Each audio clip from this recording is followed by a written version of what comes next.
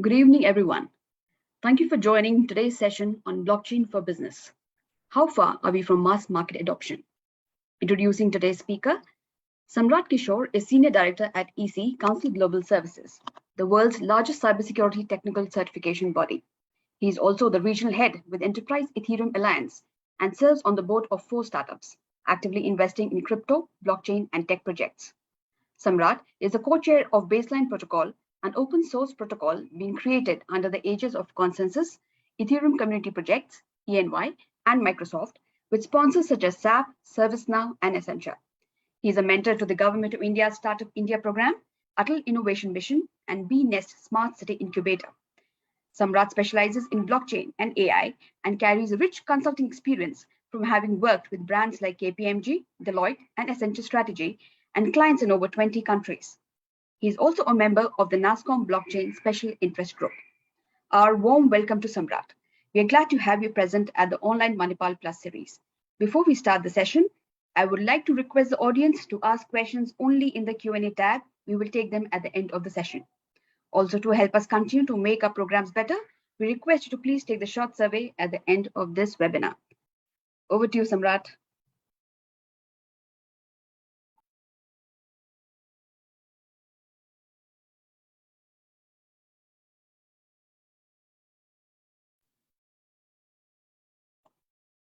Hey, thank you. So just like every time Murphy's at play, I was having some difficulty turning on my mic and camera. So thank you all once again for having me over and to do this session. And for the audience, I think it's time to congratulate you because you're interested in a subject which has garnered so much attention worldwide, and and the timing is just right. So if you're entering or you're thinking of entering into the space, kudos to you. And as you would have seen towards the end of the presentation, I would also open up suggestions to join and get involved into initiatives which would actually help you chart out your plan. Well, let me start this session with a question. I'm sure some of you may have read in your GK books about this gentleman called Charles Lindbergh, and why is this relevant today in today's session? So this guy was the first one to fly transatlantic, the first flight in 1927. It took him 33 and a half hours.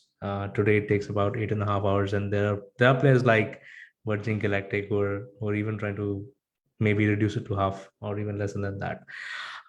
Now, maybe we could use the Q&A tab and just to take a sense of the audience. And what do you think? How much time does money take to travel the same distance across the Atlantic Ocean from New York to Paris?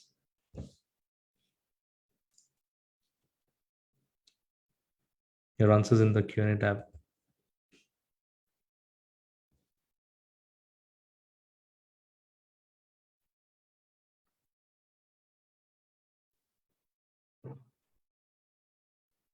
And I'm talking about money traveling across this distance in 2022.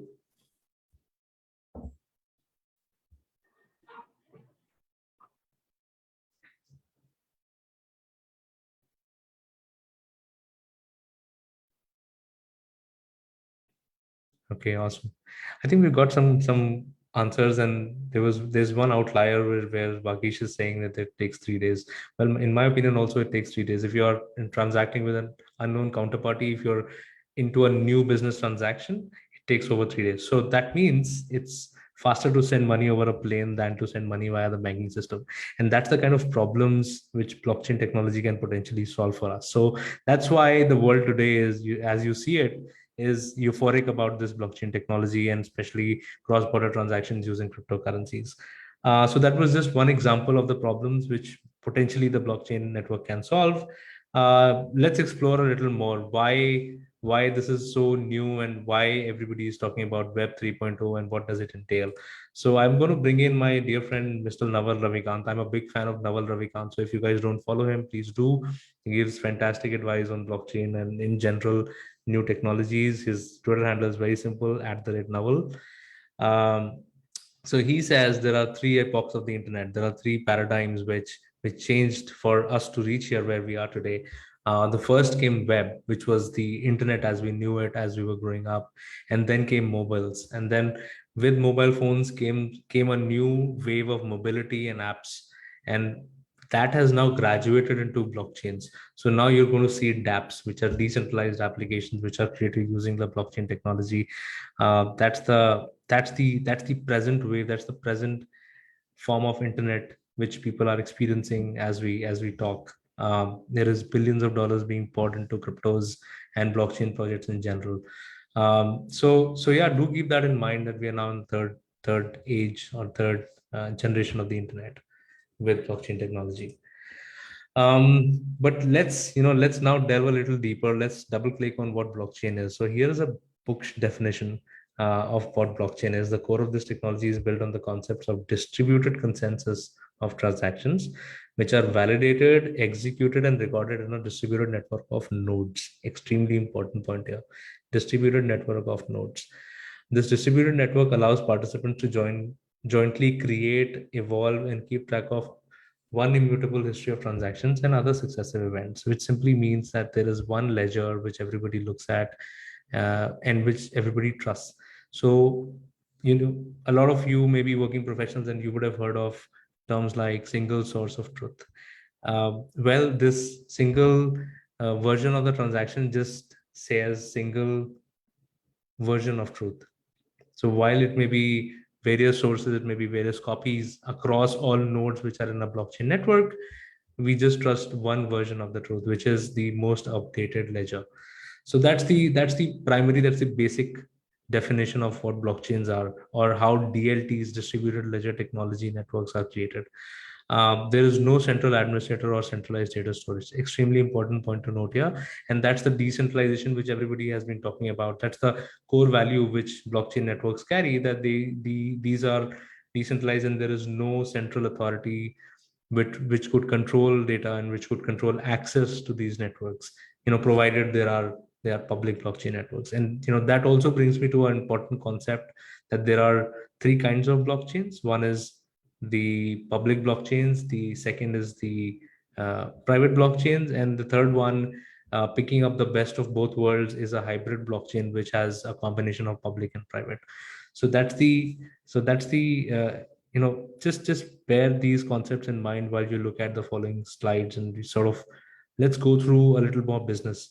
So my aim today is to educate people on, or educate our listeners today on, um, the business value of blockchain. So I'm not going to talk a lot about technology, but yes, even business leaders need to understand the capabilities of a platform, so that they're able to think and ideate and create solutions around this technology. So that's why I'm going to little touch the technology a little bit, but not too much. Okay, so we're going to be now going deeper into business side of blockchains, that what has really shifted when we talk about business models. So what happened in the web 2.0, as you see right now, it used to be a linear transaction. Any buyer or seller transaction used to be a linear transaction. It was always one firm and then a broker and then a bank and a clearinghouse and a custodian. So imagine it to be a complex transaction of, let's say, selling a credit note. It could be stuff like that, or it could be a very simple transaction as selling a property. What happens is there are tons of parties involved on the left hand side. As you can see, there are tons of parties involved and all operate in a linear fashion, which means that the party ahead of you does not have a view of the party which is behind you in the transaction. That's the way linear business models were designed up until the web 2.0. What changed in web 3.0 is that we started trusting one common network, one common version of truth. And because of that, all the players in a business model were able to come together in a circular model, as you can see on the right hand side of the slide. So that's a major shift in the business models. On the left hand side you see linear models, on the right hand side you see circular models. Now, what caused that shift is very important to note here, because blockchain is bringing in the digital trust. People are able to trust a network, and that is why they're able to open up their data to other parties in their supply chain. And another extremely important concept to hold here, they're able to trust the network for conditional access of data. And that is all implemented using technology. So there's no administrator who's giving access, granting access, and revoking access. It's all programmatically done.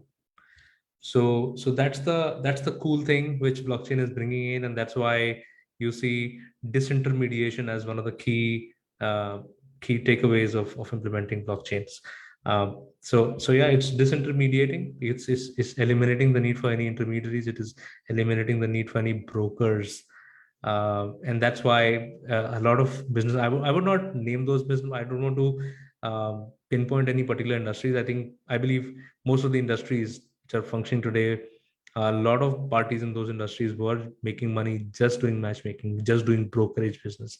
So this shift in the model has actually caused a lot of pain to those parties, and also given a lot of opportunities to the parties who wanted to do business directly with the customers.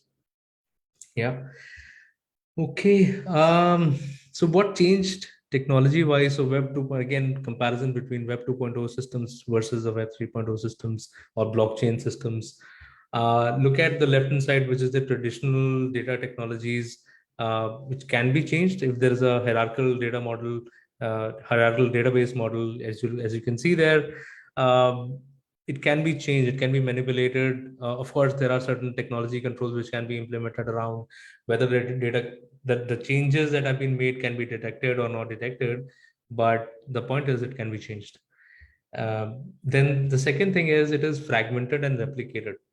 Now, why is that? Because if two parties are transacting, the two parties are individually storing their own information.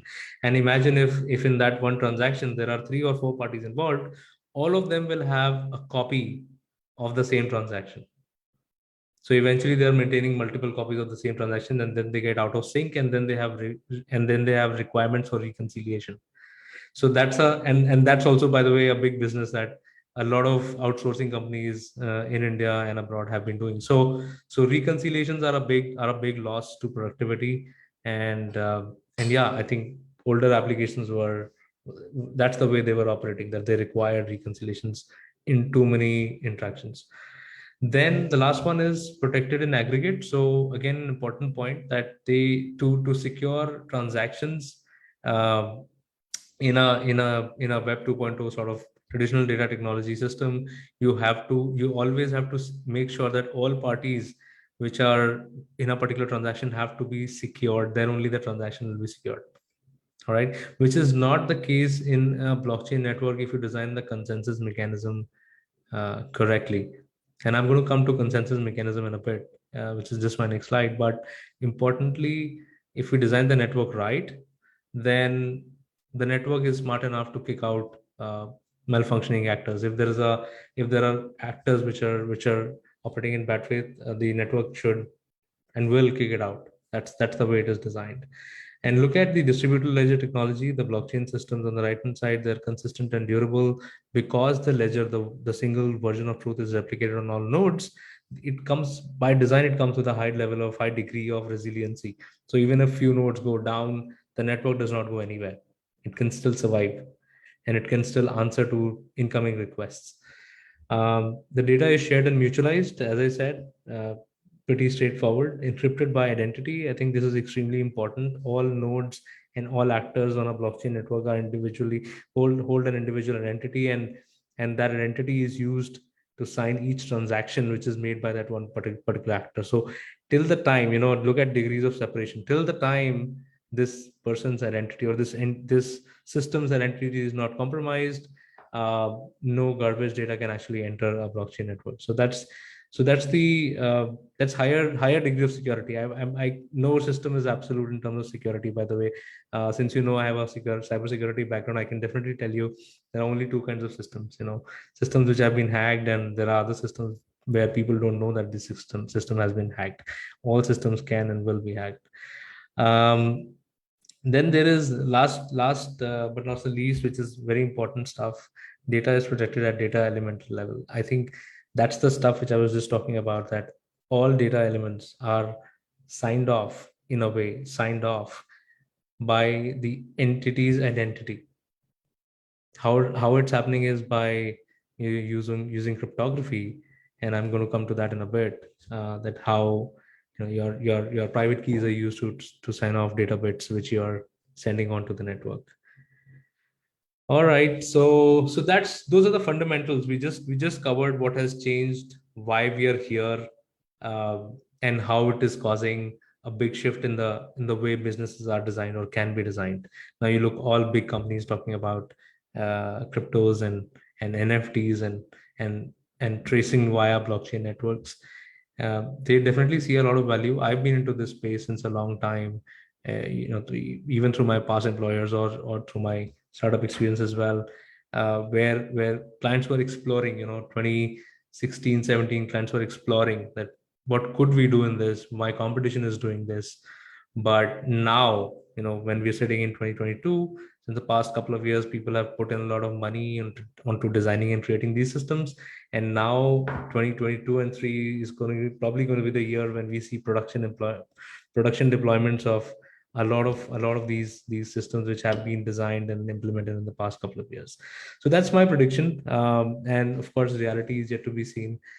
Coming on to some foundational concepts. So, there are some keywords which I use, and I'm just going to touch upon three fundamental concepts. And to everybody's surprise, all of these concepts are pretty clear, pretty easy, and they have already existed before blockchains existed. It was only one gentleman, Satoshi Nakamoto, who thought about putting all this together and designing a Bitcoin network. So yeah. So the first concept, extremely important one and extremely simple one, a peer-to-peer network. So peer-to-peer networks have been in operation since the 80s. All right. Very, very, very simple that there is no central, so there's no hub and spoke model, or there's no central servers where these systems connect. It's like a mesh network where people actually transact with each other. So that's why all these nodes, these computers which join the network, each system which joins the network is called a node. So that's the peer-to-peer network. Very simple concept. Connect multiple systems across for data sharing. All right.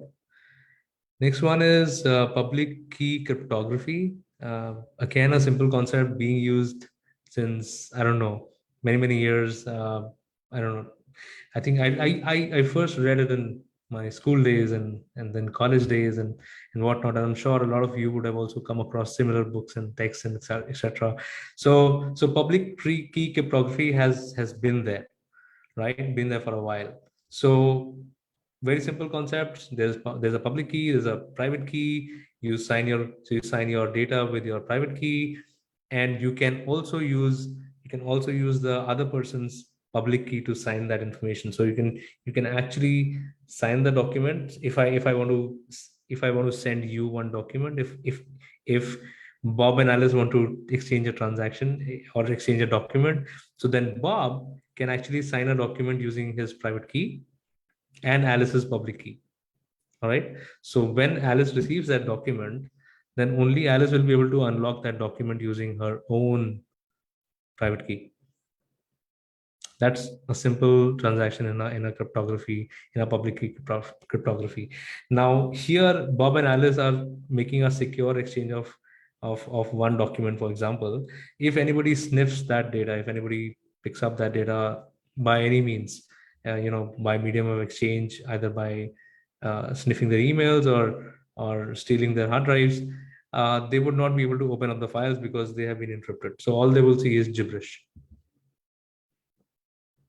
Okay, and last but not the least, the core decision point of any blockchain network, which is a consensus mechanism. So consensus mechanism, since it is a peer-to-peer network, and since every node in a public blockchain, every node is at the same level of hierarchy, there is no, so we definitely need a consensus mechanism. How will all these nodes who have been connected via operating that one software and joining that one network, how will they come to consensus on the real version of truth? So they definitely need some rules. It's just ways of working. It's just simple ways of working. If I give you a set of instructions to follow, and imagine it to be like simple if then else statements, then we would have been defining a consensus mechanism. So if Bob and Alice, same example, if they have to work on a particular project, they may, in the beginning of the project, they may decide to have a certain, have a certain um, ways of working. How will they exchange emails? How will they exchange data? How will they communicate? On what days they will meet? All those rules that they set out is going to be their consensus mechanism. So simply put, that's the way, that's the rule book for that one network. So that's the consensus mechanism, very in very layman terms. All right, and there are over 40 consensus mechanisms that I've read about. There may be more. A lot of researchers are working on this particular area. All they want is a true and fair way of distributing common knowledge across blockchain networks. Now, if the consensus mechanism goes bad, then what happens is your blockchain network is at risk of Sybil attacks. Your majority of your nodes could get compromised, and they, or some portion of your nodes can get compromised, and they may be able to post transactions on the blockchain which are not true. So that's why the design of a blockchain is secured using the consensus mechanisms. All right, so that's about consensus. I hope it is interesting and not very boring. If it is, you can always ask questions, right? Then I'm going to talk a little bit about what are the typical blockchain applications. So all of us see a lot of things which are going on these days on the internet. Uh, there's definitely an NFT craze. There's also cryptocurrencies craze. There is sort of news which comes every month, to maybe 2 or 3 times in a month. It's getting banned, it's not getting banned, it's taxable, not taxable, how is it taxable, and stuff like that. And then there is IPL. You see big exchanges sponsoring stuff. So that's why, it sort of brings it brings a big question to mind, that what is all this capable of? What is a blockchain really capable of? How are people doing all this and still making money? So let's talk about three key applications of a blockchain. Okay, so the first thing is storage of digital records. So that's the first application. Actually, that is where Satoshi started using it, where he was trying to use blockchains to keep a track of Bitcoin transaction. So you'll be amazed to know that it was just a ledger to store a record of all transactions of the Bitcoin network. And yeah, that's the first application that I want to talk about, just storage of digital records. It can also be used for exchanging digital assets called tokens. So that's where your NFTs kick in. That is where your cryptocurrencies kick in. Uh, as and when more and more networks kept maturing and more consensus protocols kept pouring in, and more um, brilliant minds on the planet, they started putting their heads onto blockchain. They created new platforms like Ethereum. And then and sort of, I have a bias towards that, and I'm going to come in a bit about why I have a bias towards that. But Ethereum gave the capability of not just one but two things. One was to exchange digital assets, to create digital assets which were called tokens, and also to execute smart contracts. And smart contracts is, I believe, a very smart thing to happen on the blockchain networks. And it is just self-executing contracts. It sounds very simple. To code it, maybe a smart contract could be 10 lines or 10,000 lines. Totally depends on how complex the use case where you're implementing it is. But smart contracts are like if then else statements, but it has to be very well thought through. It has to be well executed while a new token is getting created. So at the genesis block, at the first block of any blockchain, these smart contracts have to be thought through, and also secure. So when you read about new hacks which happened on a particular protocol, on a particular token, something in the smart contract has gone wrong. That's why those sort of hacks happen. So that's where I see a lot of real good use cases coming out, between exchanging digital assets and executing smart contracts. So yeah, what smart contracts could do, you could set ground rules. You could also, on a distributed network, execute contracts and monitor compliances. It could be, so again, Bob and Alice. If Bob and Alice had a smart contract between them, Bob could commit that I will give you 10 Bitcoin on Tuesday at 5 p.m. So the smart contract, once executed, his 10 Bitcoin will get logged. Or sorry, I should not be saying that. Maybe 10 Ethereum should get logged. So maybe 10 tokens of the Ethereum network, they would get logged onto the smart contract, and then the smart contract will be programmed to check one common source of information to determine whether it is Tuesday 5 p.m. or not. And those sources are called oracles. So once that source indicates that it is already Tuesday 5 p.m., that smart contract auto executes the transaction to Alice's accounts, and the 10 ether is now transferred to Alice's account. For some reason, if the account does not exist, may get lost. But then there may be other conditions which may also result in the Ethereum coming back to Bob's account. All right. So you may say the condition was Tuesday 5 p.m., but if the temperature is 31 degrees, the temperature is not 31 degrees, the heat will come back. So that's the kind of stuff you could do with smart contracts and programmable money. So I call it programmable money, by the way. And that's the way you should be looking at it. It's programmable money, which is programmable tokens. That's what cryptocurrency is. You could actually create purpose specific tokens as well. You could create tokens for students. You could say, you're just getting this. You could only spend on books. You will not be able to spend it in a bar, for example. Just saying. So that's the kind of stuff which could be done with this programmable money. Blockchain brings in some unique capabilities. That's definitely something why we're all here today, to understand all these unique capabilities. We've spoken about paradigm shifts. We've spoken about the new age business models. We've also spoken about potential applications of blockchains. I'm also going to play a small video here. Actually, I missed the use case. So there's a small use case video. Let's look at this video for a bit. I will just look at it for 2-3 minutes, and I'm going to tell you what this company was doing. 朝ですよ。起きてください。ねえ、起きてってば。Well, it's a Japanese video. I don't understand Japanese, but you can still read the English which is mentioned there. The subtitles. 今日雨が降るかもしれないから傘持って行って。急がないと遅刻しちゃうよ。行ってきます。行ってらっしゃい。気をつけてね。状況ページ、商品のラインナップについての。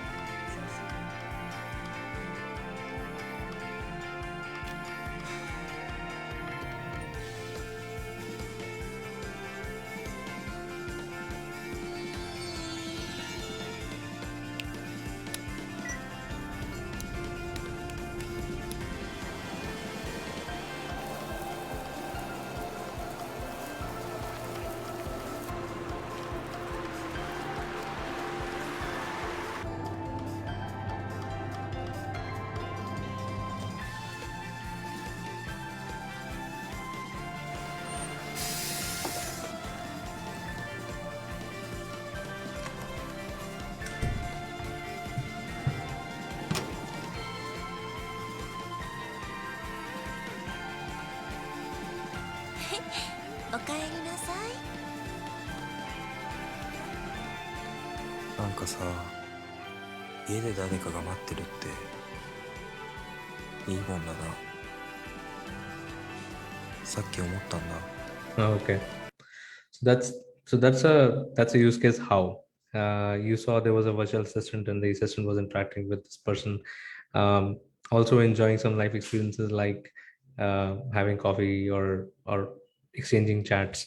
So what this company did, and this company was an instant success. What they did was they started selling merchandise for this assistant. So you could buy clothes for her, you could bring her coffee, you could all do all sort of stuff, just like a partner you would do for a partner. You spend money on a partner. So this company they created a cryptocurrency, and they started accepting payments in cryptocurrency, and that's what made it an instant success, because you could buy, for example, coffee for 5 cents, 10 cents, 20 cents, and there is no payment network in the world which could pass through that kind of money, without spending that same amount or maybe more. So that's why they decided to use cryptocurrencies. Okay, so with that, let's move on. Let's move on a bit to the unique capabilities that I already brought up. And yeah, I don't see a lot of questions coming in, so I hope I'm doing a good job. But yeah, please feel free, guys, to post your questions, and I'll take them up at the end of the session. Um, it allows disintermediation from third-party trusted entities, as I mentioned earlier. It's giving us an opportunity to make circular business models and eliminate all brokers and hence save costs. So I'll just give you an example for the average trade volume of the world is about, it's about 180 trillion something, and then 2% of that just goes into uh, establishing trust between counterparties so that they are able to transact. So that's very, very high. That's a high price to pay for doing business. So imagine if people could come onto blockchain networks, and if you could just trust the network, and by way of transacting with a counterparty, your transaction is secured by the security of the blockchain networks. And that's the kind of possibility it is giving. Of course, that it is subject to a lot of regulators and legal issues, but still, this is like a gatekeeper. That's what you can see here. It's programmatically securing everything. And then there are multiple contributors. There are multiple contributors in some transactions, and they can contribute simultaneously. Well, the way we should look at it is there are multiple non-trusting parties in a transaction, and that is where it brings in a lot of difference, because then what I'm sure of, while I'm allowing these parties to write to the common database or write to the common transaction which is flowing from one party to the other, I'm still not allowing them to touch any entries programmatically, not allowing them to touch anything that anybody else on the network has posted. Plus, I can also restrict view rights. So I can make sure that my suppliers don't see my other suppliers, my transportation guys don't see my suppliers, or the prices at which I'm procuring things. As of today, they do, because they carry invoices across the network. So that's the kind of controls that we can bring in using blockchain. It creates a robust redundancy network. Of course, as I said, these nodes act as uh, backups for each other, and provided a certain threshold of nodes are present on a network, the blockchain network is considered to be safe to transact. So there's always, for every blockchain network, there are these threshold networks. They are some of the key parameters which we use to evaluate blockchain networks and the health of a blockchain network. So you always have to make sure that there are a certain number of nodes which are available to really call this a decentralized network. But yeah, that aside, it's still giving a lot of resiliency, because I don't have to now bother about uh, nodes, and one can only imagine the kind of costs and efforts which go into managing tier 4, tier 3, tier 4 data centers. Well, last one, which is it is removing dependency on individuals and promotes trust amongst contributors. I think that was the point I was picking up earlier as well, which is if you could trust the network, you don't have to spend money on or time and efforts on trusting individuals or businesses anymore. Yeah, so that's where we are. Here is the consultant in me talking, which is while we are making blockchain decisions, of course, it cannot fit everything. It cannot solve every problem which our business faces. But yes, we definitely have to look at what are the key decision points when we are deciding upon whether to use blockchain or not. If we are using a blockchain, then which platforms to use, and of course, very interestingly, what consensus mechanism do we deploy? Okay, so let's go one by one. It's a many-to-many problem defined that cannot be solved due to constraints of current technology and user behavior. Extremely important point. Don't try to force fit blockchains. That era is gone. That time of the century is already gone, where people were trying to force fit blockchain into everything. I saw a tweet, a very funny one, which said blockchain is a solution looking for problems. So then the second one is, does the underlying process or transactions require multiple participants? If no, go back and reassess question one. Yeah. So as I said earlier, non-trusting parties. If a transaction requires non-trusting parties, and if by virtue of giving the capability of writing simultaneously, you are able to speed up a transaction, then you should definitely consider blockchain.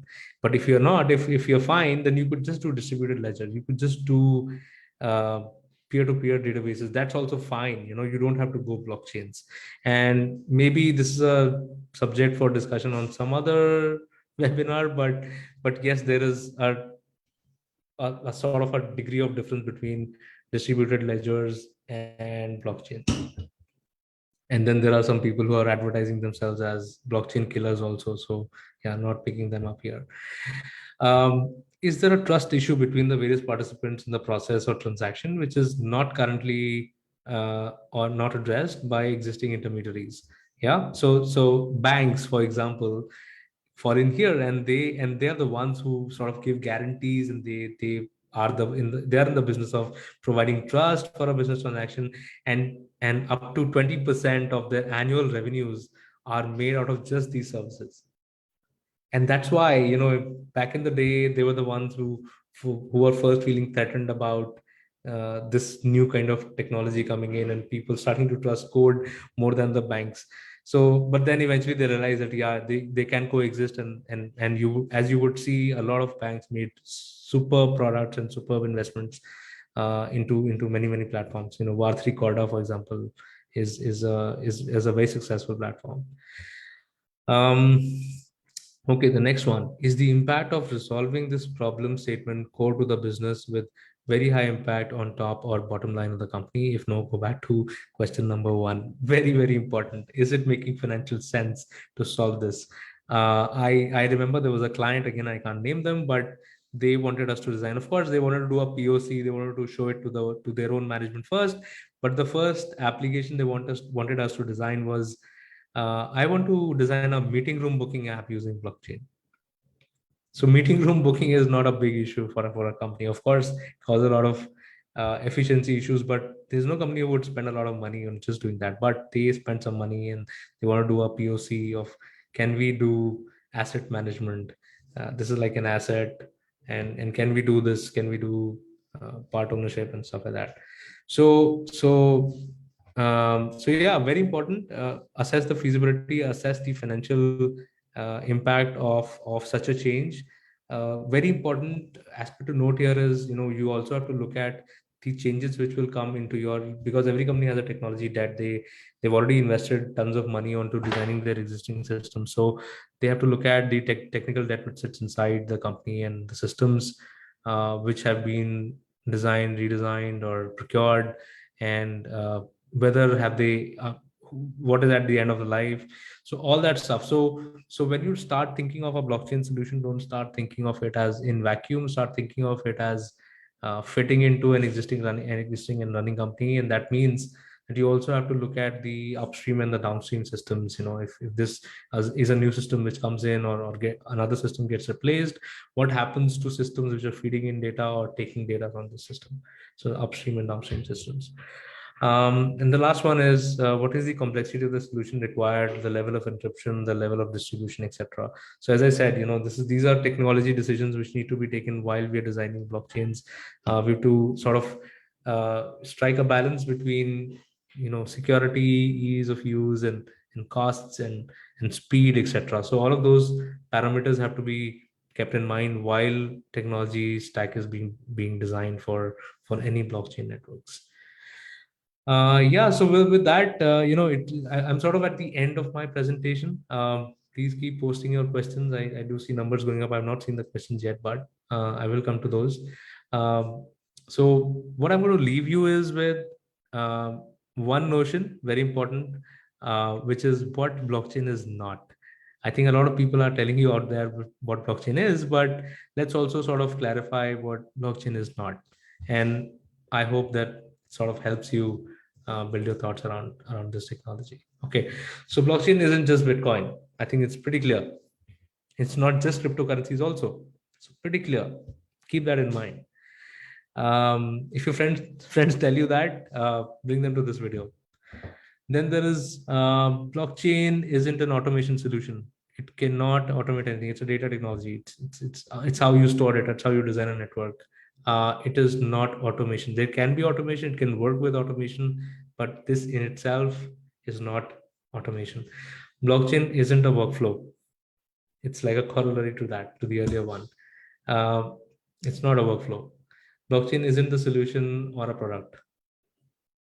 Absolutely. So if people are saying I'm investing in blockchain, they're bluffing. They don't understand it. There are tons of people out there who've mentioned, even on LinkedIn, that I'm an investor in blockchain. Does not really make sense. It's like saying I'm an investor in Java. It's like a technology. So please be very well versed, very conversant with all these facts. All right. Coming to the next one, which is blockchain isn't necessarily a shadow or a hidden solution. Most of the times, you would see that blockchain is operating under the hood, but not always. And there are, so what I've personally seen in my own experience with working with some clients and also with some startups, the value which blockchain networks are deriving, are delivering to its customers, that is something which the customers look forward to. They don't really care what goes under the network, where's the magic. But when you start telling people the magic is here, then they realize, okay, yes. And that works a lot with investors. Okay. The second thing is, and when I say investors, these are not crypto investors, these are investors these are institutional investors in startups. The other thing which is very important is, utilizing blockchain, especially public blockchains, to design your business and to transact with your customers may come with some technology dependencies, like for them to own a wallet. Now you have to assess whether your customers own a wallet or not, or are they tech savvy enough to be able to hold a wallet and manage it and not lose it. So just be very sure of that as well. So that's why I said that it's not always under the hood. It may be out there and your customers need to know it, and they need to be able to handle this. All right. Blockchain is not a mature technology. All right. It's the most controversial one. That's why it's at the end. Well, this is my personal opinion. It is not mature to the extent, to the actually, no platform is perfect. That should have been the better statement here. But blockchain as a technology is evolving. As I said earlier, there are transaction speed issues, or there are gas fee issues, and now all of these are promised to be solved. All right. So with new updates, Ethereum is solving some things. Bitcoin is not changing at all. It remains the same. If you need to change something, you fork it, you create a new network, a new currency, and start using that. But Ethereum as a technology has been changing. It's transforming itself, and so are other platforms. So yeah, it's not perfect. It is evolving, and so is the case with most of the new age technologies.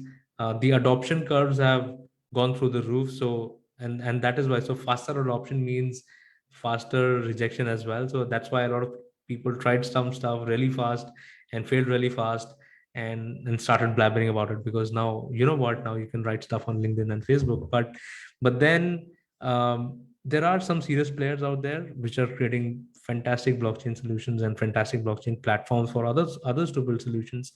And they are constantly listening to feedback, developer feedback, and they are incorporating changes uh, every day. So yeah, just watch out. So subscribe to certain sources which can give you good updates on which technology platforms are evolving, which technology platforms are creating newer implementations and stuff like that. Yeah, so that's it from my side for today's session.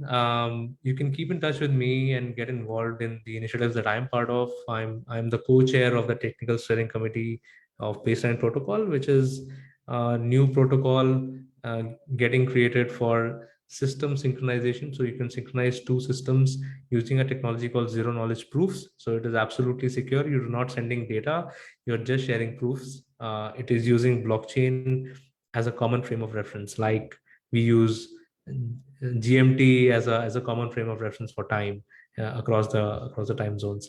So that's baseline. There's also Enterprise Ethereum Alliance. I'm the regional head for Enterprise Ethereum Alliance. It's the home for Enterprise Ethereum. That just means that uh, this is one nonprofit which is being run by one of the co-founders of Ethereum, Joe Lubin, and and he's sort of driving adoption for corporates. So you would have also read about Ethereum Foundation, which works primarily with developers, and EEA, which is Enterprise Ethereum Alliance, works with uh, corporates to get them onboarded and guide them on using uh, Ethereum technology. There's a QR code to my LinkedIn profile.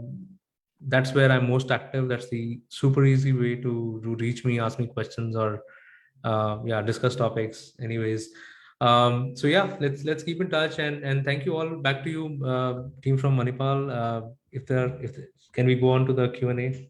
Yeah, thank you, Samrat, for this highly interesting session today. You helped us understand about blockchains and also shared how the technology ecosystem has evolved, especially in business, as compared to traditional technology. You also took us through common blockchain applications and shared benefits of adopting blockchain. You specified key factors a business must consider before adopting this technology. And to end, you also counted some common assumptions about blockchain. Thank you. It's time to address some of the questions from our participants. Will you take it up, or will it be okay if I can read it to you one by one? Sure, I can take it up. Do you Right. want me to project it on the screen? No, you can read it out, Samrat, and and address it as well. Yeah. Okay, sure. Thank you. So the first one is okay, interesting question. Nitin, how is one single ledger maintained in blockchain? If there is no central server, then every has one big copy of a big transaction. Yeah, so probably you mean every node has a big copy of all transactions. Well, that is correct. In some kind of blockchains, that is correct, that every node has a copy of all transactions. But as I said, the transactions are encrypted, or the data being exchanged between these nodes, it is replicated across all nodes, and all nodes always be in sync. But the node where the data sits, it can only access the data which belongs to this node. So it cannot access it. It will just sit on let's say 20 GBs of data, but probably it will only have access to 200 MBs of data, which is signed with their public key. So that's how security used to operate. That's how Bitcoin blockchain operates. But that's not the case with all blockchains. And in my opinion, for example, and this is extremely important design consideration. If you're designing a blockchain network, never put data on the blockchain. Keep data aside. You can put hashes or proofs. So encrypt your data, put the hashes on the blockchain. You could do that. You could timestamp it. You could use blockchain for serialization of transactions, but don't use blockchain for storing data. That's not the right use of blockchain. Or please don't come talk to me. Sorry. I'm totally against it. Can blockchains be used for fungible items as well? Yes, absolutely, Shikha. This can be used for fungible tokens as well. So that's why I said while you're designing your tokens, you can actually pick up the right smart contract templates, and you can pick up the right protocols also to create these tokens. And this could be fungible as well as non-fungible tokens. So both are a possibility using blockchain. Then we have, it's safe or not in India. Okay, so this is not restricted by geographies. Nodes can be anywhere. So that's why it's yeah, it's hard to say whether it's safe or not in India, because the security of the blockchain network actually relies on the security of the nodes and the consensus protocol, etc., deployed. If your question was towards cryptocurrency, sorry, I'm not going to address it. Okay, what is an existing accessible business application of blockchain that exists today that we may not know is blockchain based? Okay, that's a good question. Let me think. There are some B2B applications which I know about, but I'm not sure if the company that I was working for has made that news public. It was being used in oil trading, actually trading of oil barrels. So I can't reveal names, but uh, it was also being used for high frequency trading of forex. So that's also one of the cool use cases which it was solving.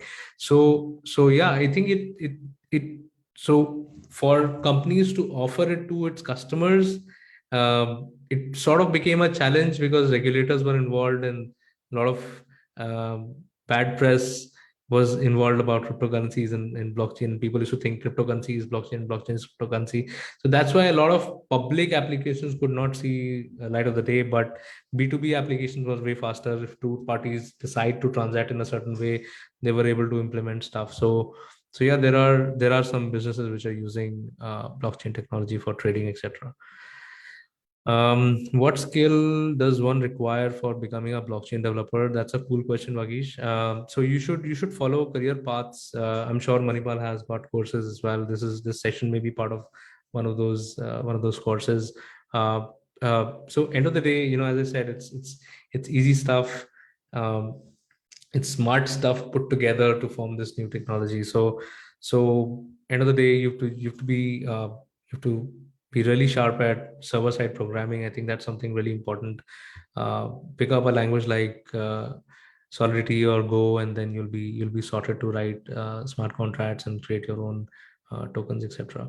So those are the kind of stuff. And yeah, I know if you follow baseline-protocol.org, go to that website and get involved. There's a Slack group and which is full of developers who've taken up blockchain at various stages of their careers. In fact, just a few days back, I do a weekly live show as well on YouTube, which is the Baseline Show. And I was hosting three core developers from Baseline, and they were telling, I was asking them, and they used to work with GM in the past, General Motors, and they were recently hired by Consensus Mesh, which is probably the biggest blockchain company in the world. And I was asking them that how old is your career in blockchain? So he said that, you know what, I'm a full stack developer with 3 to 4 years of experience, and I've just known blockchain for 8 months. And I can't even tell you the salary packages that they're at. So amazing stuff. So this is the right time, as I said when I started my session, that this is the right time to enter and acquire these skills. And kudos to all of you if you're doing it. So follow a path, pick up programming, so you could be anybody. Look at the entire ecosystem. Don't just look at programming as a skill to acquire to become an expert on blockchain. You could do business, you could do tokenomics, you could do marketing, you could do content writing, etc. So there are tons of ways to make money in this space. Of course, there are different degrees of uh, of money that you will make doing stuff. Okay. Then there is.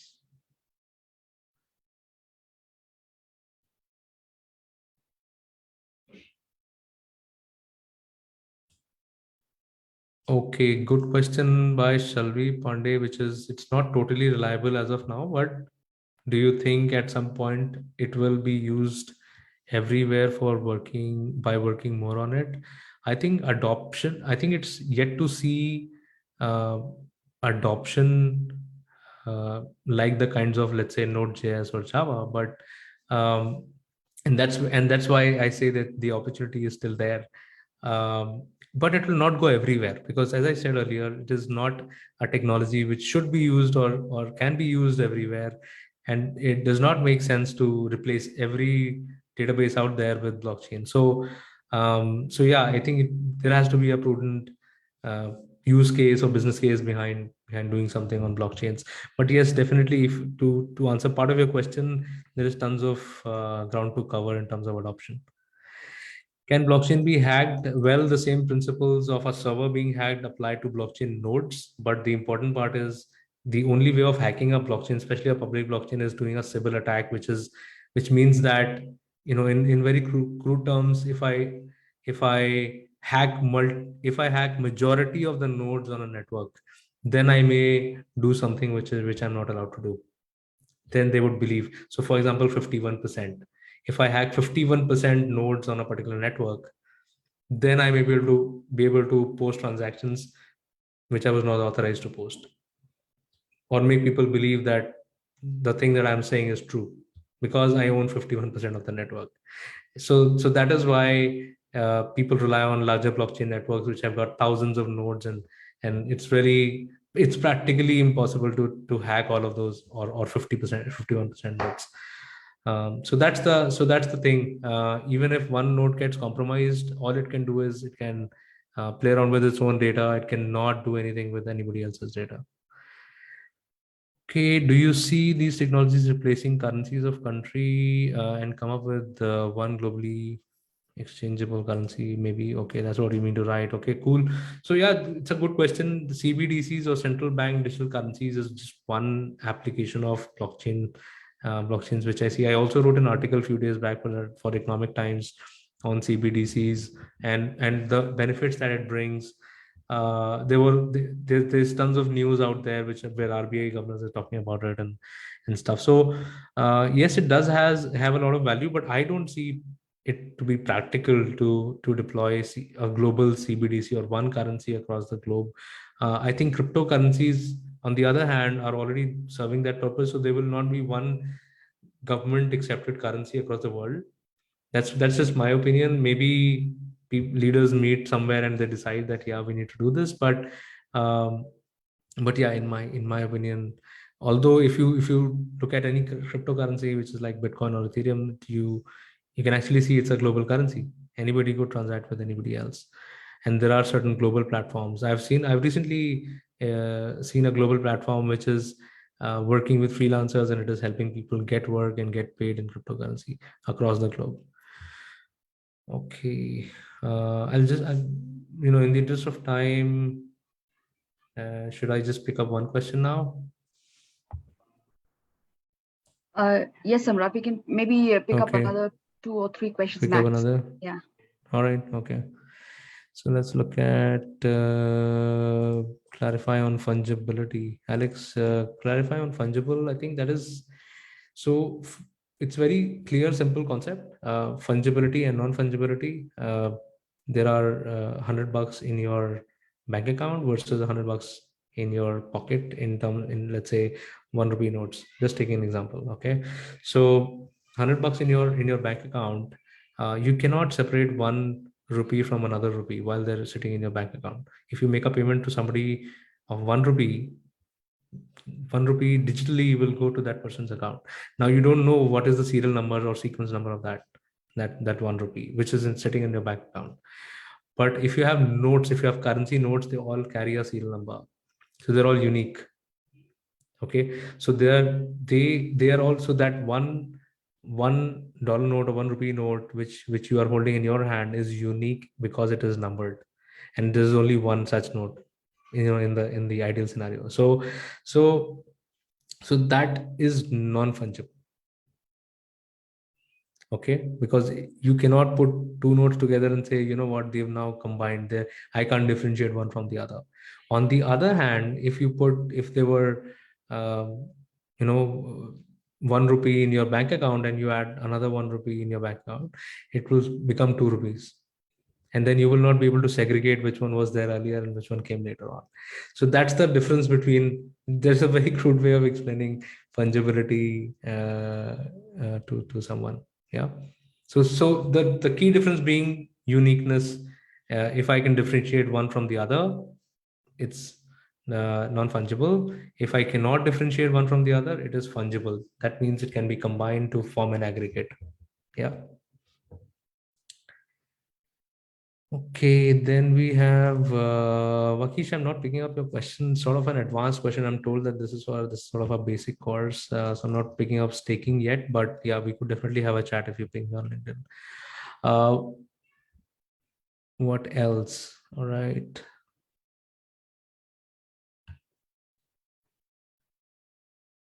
What sort of federal government do you see to be rising out of the areas such as blockchain or cryptocurrencies? Do you have any such trends anywhere now or presently? Yeah, well, just to answer this, I think all governments are considering, various ways in which they can control or tax cryptos across the world. Or, there are friendly states like Wyoming in the US which have created the various laws for blockchain and crypto companies. They've even created laws for a DAO model of a company, a decentralized autonomous organization. Yeah, that's a discussion for some other day. What if blockchain is approved and used in any organization? Will make better for management or for consumer? Absolutely. I think that's why. And if you choose the right use case, if you pick up, I can talk about maybe a couple of use cases. Here, one use case I showed in the video. So the consumer were having a good time while spending cryptocurrency on a virtual assistant. The other can be traceability. I've seen a lot of traceability initiatives. For example, IBM Food Trust has gone live many years ago, and they're actually providing traceability of food. So when I claim that a certain food is originating from certain places, they actually give blockchain-based proofs to make sure to give me that confidence that yeah, this is genuinely coming from. So, for example, salmon. I'm paying for Norwegian salmon, but am I getting Norwegian salmon? Is that salmon really sourced from Norway? And can I get uh, what was the temperature? It actually displays all that stuff. What was the temperature of the ocean while that fish was caught, and is it fresh? When was it caught, and stuff like that. If I'm having coffee sitting in a Starbucks, I want to tip the farmer who found that coffee somewhere in Africa. I can even do that using blockchain technology today.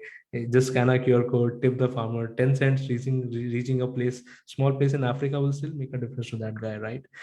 So that's the kind of use cases people are already implementing. Tons of action is happening actually. uh, I personally see a lot of value being already realized or captured on the B2B side. Okay, regulatory interventions. Yeah, absolutely. So there are tons of regulators who are working on various aspects of blockchain technology. But yes, as I said, I cannot regulate blockchain because blockchain is just a technology. If a regulator comes and says, I'm regulating blockchain, that means they're saying I'm regulating Java or I'm regulating SQL, stuff like that. So they cannot do that. They can just regulate one application of it, maybe cryptocurrencies, maybe NFTs, but they cannot regulate that one technology. Okay, you can still keep creating more and more applications uh, depending on your use cases. um, okay, what do you think will be the next big thing in blockchain implementation for users? Yeah, good question. Okay. Well, I see many big things happening as we talk. I think play to earn gaming is something which is really putting back a lot of value in the hands of the users. People were anyway spending time watching videos or playing games, and now they can earn cryptocurrencies doing just that. So that's a beautiful thing to happen for users. There are tons of companies which are also working on. As I said earlier, there are tons of companies who are working on designing platforms like Upwork and passing on work from various parts of the world and getting paid in cryptocurrencies. Next big thing for um, corporates, definitely baseline. As you can see here, is it's an open source initiative. Anybody can come and join it.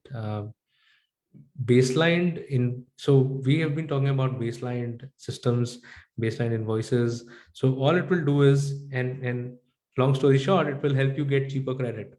So if corporates are getting cheaper credit, they could either increase their profitability or pass on that benefit to their consumers. And that's a beautiful thing to happen, right? If they're paying whatever 10-12% on a loan which they're getting, or 2% on an invoice which they're getting financed, they may get all that done for a lot cheaper. So those are the kind of model shifts that I'm seeing happening in both B2C and B2B segments. Awesome. Have I picked up everything? Hi, Samrat. Yeah, the question seems to be pouring in. Pouring in, yeah. I love it. Yes. And I see a chat as well. So is it also on chat or is it also on Q&A? What's happening? Yes, so we have one or two questions on chat as well. Yeah. So one question, I'll just read it out to you. So one question was, does the current financial regulations and regulatory interventions impact blockchain and distributed ledgers? So is there any impact currently on utilizing blockchain? If you're utilizing blockchain for legit purposes, nobody can stop you from doing that. Okay. Yeah. And another question is, so I believe he's a fresher and wants to understand how he can be guided, towards taking up a career in blockchain. So I think you have answered a part of it earlier. Yeah.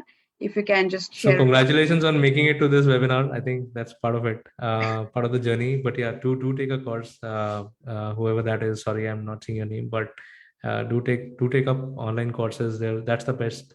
That's the best thing to happen to us while we were all in lockdown. So pick up online education, finish off courses, and doing is believing. Don't think a lot of people have done a lot of things. People say a lot of things on LinkedIn. They've not done stuff. Blockchain is one technology. I keep joking to a lot of people. Blockchain is one technology which has given birth to more experts than products. If you search for blockchain expert, you'll get, I don't know, you'll get thousands of people. But do you think thousands of applications have come to life? No, answer is not. Not even POCs have done. But people go do online courses and they declare themselves as experts. So don't listen to everybody. Pick up legitimate sources, like Moneyball Education. You can go through it. You can also, and there are tons of other platforms, other providers as well. There's tons of, since I'm part of the Enterprise Ethereum Alliance, I can tell you that there is tons of free courses available on EEA forums as well. So you can join, sign up and go through those courses. But of course, they will teach you Ethereum. If you want to learn other stuff, you can definitely look at other providers. I see Consensus also does a great job. They have got a fantastic education initiative. And then there is Hyperledger, IBM Hyperledger. They do a fantastic job. So Hyperledger is a platform by Linux Foundation, but IBM sort of took it up and made it their own. And so big sponsors, IBM and Accenture are, and then they've created a lot of learning material online. So you could pick up any of these, and that should be your starting point. I hope, Shatabdi, that answers your question. One last question. I think there are a couple of them revolving around the future of blockchain in India. Yeah. So one was who manages blockchain in India? I think it's a basic question, but I think there is some confusion there. And what is the future of blockchain in India? This is a question by Rohan. Sure. So design your career path.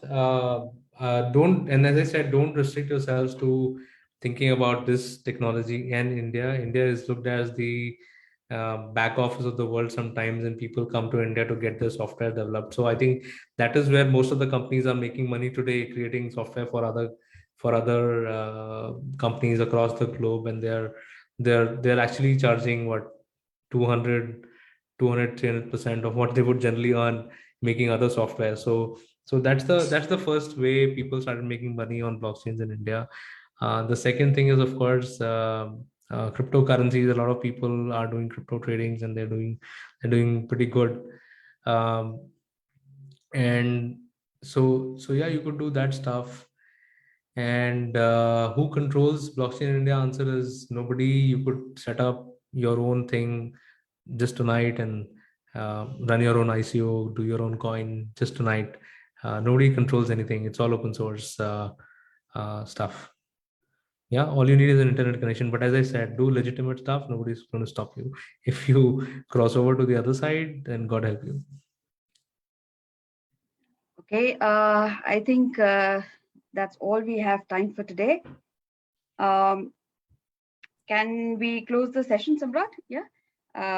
Sure. Yes. Thanks again. It was great having you with us today, and a big thank you to all our attendees as well. Before you leave, students, please provide us with feedback on the webinar by filling out the survey as you exit the session. For our students, a recorded version of this webinar will be available shortly on the student portal if you wish to view it again. You can follow Online Manipal on social media to stay updated on our programs and industry expert sessions. Thank you again for attending and have a good evening. Thanks a lot, Samrat. It was a very interesting session. Thank you. Thank you. Thank you. Thanks for having me. Good night. Thank you.